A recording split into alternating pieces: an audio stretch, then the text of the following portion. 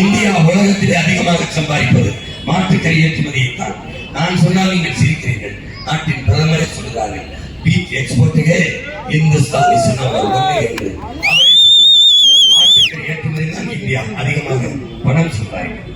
பால் ஏற்றுமதியில் தான் இந்தியா அதிகமாக பணம் சம்பாதிக்கிறது. பிரேசிலும் இந்தியாவும் உலக நாடுகளில் மாட்டுக்கறி ஏற்றுமதியிலும் பால் ஏற்றுமதியிலும் போட்டி கொடுக்கிறது.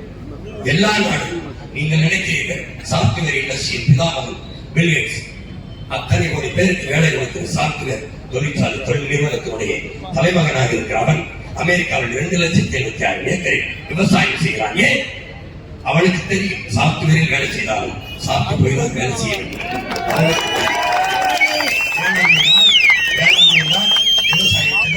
நிலையான பொருளாதாரமும் எல்லோருக்குமான வேலையும் இருக்கிறது. நிலமும் வளமும் சேர்ந்து இதே பொறிநாயக்கனூரில் கரும்பை விளைவிக்க முடியாதா? வாழையை விளைவிக்க முடியாதா? தென்னை விளைவிக்க முடியாதா? தென்னை சார்ந்த தொழிற்சாலைகளை கட்ட முடியாதா? கரும்பில் இருந்து சர்க்கரை, நாட்டு சர்க்கரை, கரும்பிலிருந்து எத்தனால் பெற்றோர், கரும்பு சர்க்கரை தால் தயாரிக்கிற தொழிற்சாலை, கரும்பில் கரும்பு சர்க்கரை சாப்பிட தட்டு தயாரிக்கிற தொழிற்சாலை செய்ய முடியாதா? போட்டு போட்டு காட்டுகிறேன் ஒரு மகன். இல்லவா கரும்பிலிருந்து இப்படி செய்வேன், வாழையிலிருந்து இப்படி செய்வேன், தென்னையிலிருந்து பனையிலிருந்து எல்லாத்திலிருந்து இப்படி தொழிற்சாலையை உருவாக்கி வேலை வாய்ப்பை கொடுத்து பொருளாதாரத்தை பெருக்கிறேன் என்கிறீர்கள். நம்ப ஏன் மறுக்கிறீர்கள்? நானா கற்பனை சொல்கிறேன். Brazil, Denmark, Australia, Germany, America எல்லா நாடுகளும் என்ன பண்ணுவதோ அதைத்தான் சொல்கிறேன். அந்த நாடுகளாம் அப்படித்தாங்க தன் நாட்டு மக்களை குடிக்க வைத்து வருகிற காசை வைத்து ஆட்சி நடத்துகிறது. அப்படிதான் எல்லா மாநிலத்திலும் கல் இருக்கிறது, எல்லா நாடுகளிலும் கல் இருக்கிறது. ஏன் இந்தியாவில் தமிழ்நாட்டில் மட்டும் கல்லுக்கு தடை? ஏன் யாருமே ஏன் இந்த மாநிலத்தில் மட்டும் கல் மதுவானதே கேரளாவிற்கு, ஆந்திராவிற்கு, கர்நாடகாவுக்கு, புதுச்சேரிக்கு, பீகார், குஜராத், உத்தரப்பிரதேசம், ராஜஸ்தான், மகாராஷ்டிரா எல்லா மாநிலத்திலும் இருக்கும்போது இந்த வெள்ளைகளுக்கு மட்டும் கல் மதுவாவதே எப்படியாக? ஏனென்றால் இவங்களே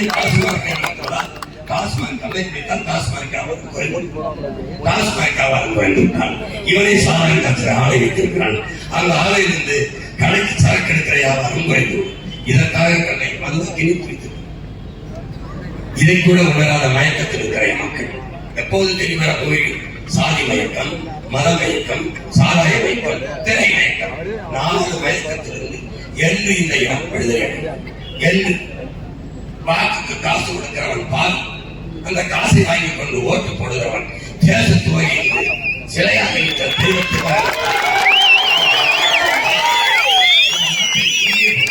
எந்த கருணாநிதி சிலை, எந்த எம்ஜிஆர் ஜெயலலிதா சிலை, எந்த ஈவே ராமசாமி ஐயா சிலை சிறை கொண்டு கொடுக்கிறது. யாராவது ஒரு சொல், இந்த நாட்டு விடுதலைக்கு போராடி 9 ஆண்டுகள் சிறையில் இருந்த என் தாத்தன் விடுதலை பெற்ற இந்தியாவில் சிலை அடிக்கும் போது சிறையில் இருக்கிறார்.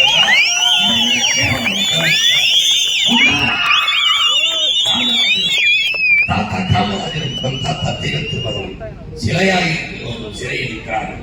அவர்கள் எல்லாம் ஒரு நாள் இந்த நாட்டு விடுதலைக்கு சிறையில் இருந்தாங்க.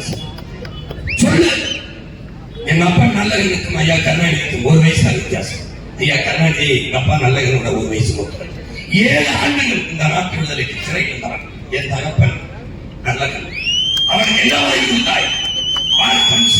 எம்எல்ஏ எம்பி நின்று தோற்கடித்தாய்.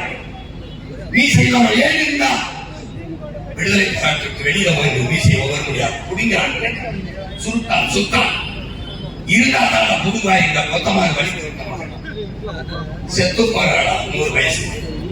நல்லகினை விட்டு விட்டு நடிகளை தேர்ற கூட்டமே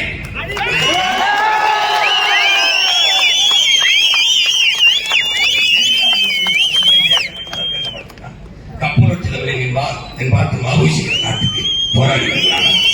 ஒரு நாள் அவர்கள் சிலையெல்லாம் பிறந்த வழியில் இருக்கிறது. என் தாத்தைகள் சிலையெல்லாம் செத்து சிலையானவர்களும் சிறைக்குள்ளே இருக்கிறார்கள். மான தமிழருக்கு வெட்கக்கிடம். உன் மகன் ஆட்சிக்கு வந்தவர்கள் இந்த திறந்த வழியை வைக்கிறது. எவனாவது ஒரு தோற்றார்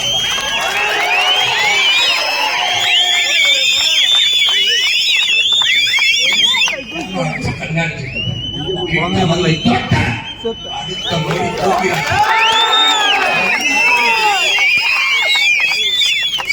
புது தேசத்தை இந்த நாட்டில் செலுத்துவேன்.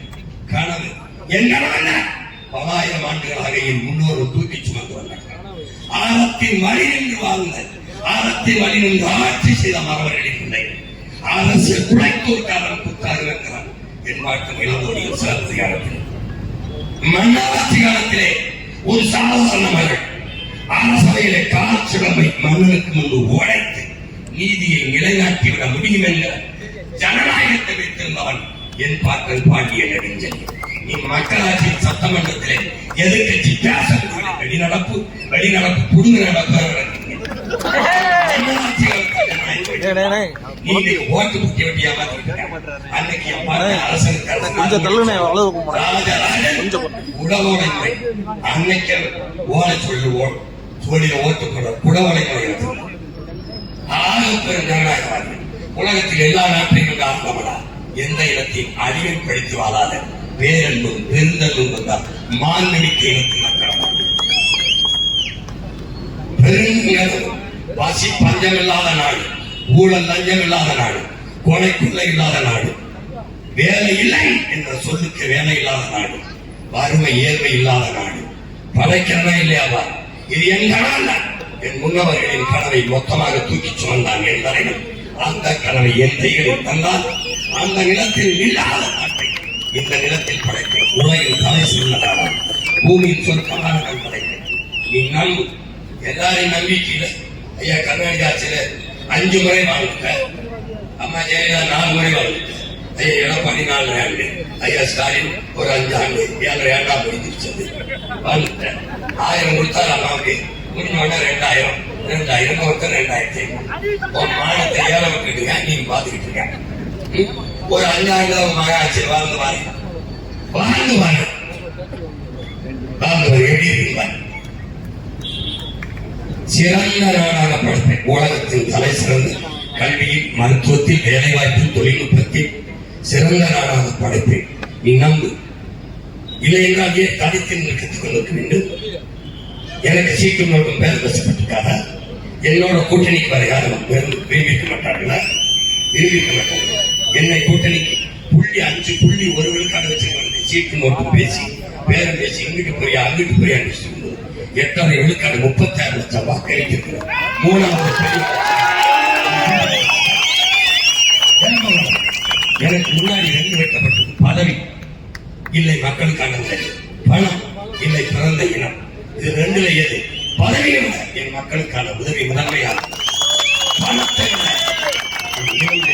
என் வருமானத்தை விட நான் பிறந்த இனத்தின் மானம் பெரிதும். இங்கே வந்து கத்திக் கொண்டிருக்கிறோம். நீங்கள் செய்த தவறா வாழ வேண்டிய உங்கள் பிள்ளைகள் வயிறு வைக்கும் வெடிக்க தொண்டை வளர முச்சந்தையிலிருந்து 15 ஆண்டுகளாக இன்னும் அந்த தவறை செய்யாது. எல்லாவற்றையும் நல்லதை தேர்வு செய்கிறேன். பெற்றோர்களே, என் உடல் வருவர்கள் ஒன்னுக்கு பையனா நல்ல, ஒன்னுக்கு மாப்பிள்ளையா நல்ல பையன், தங்கம் வாங்கினா நல்ல தங்கம், அரிசி வாங்கினா நல்ல அரிசி, பருப்பு வாங்கினா நல்ல நாய் வாங்கினா நல்ல நாய், கால் வாங்கினா நல்ல கால், எல்லாவற்றையும் நல்லது. நாட்டை அழுகிற தலைவனை மட்டும் தற்குறி தருதல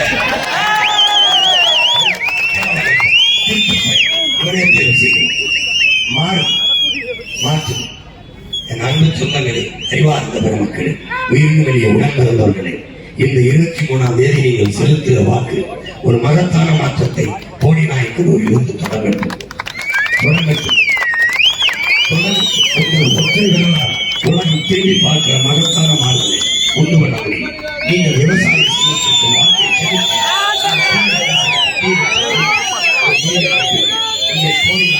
போட்டியிருக்கிறார். இது உயிரிழந்த உடன் பிறந்த முனைவர் கலைஞர் சொல்வதற்கு விவசாய சீலத்திலே வாக்கு செலுத்துங்கள். உன்னை போல எந்த பெண்ணின் விவசாய முதல்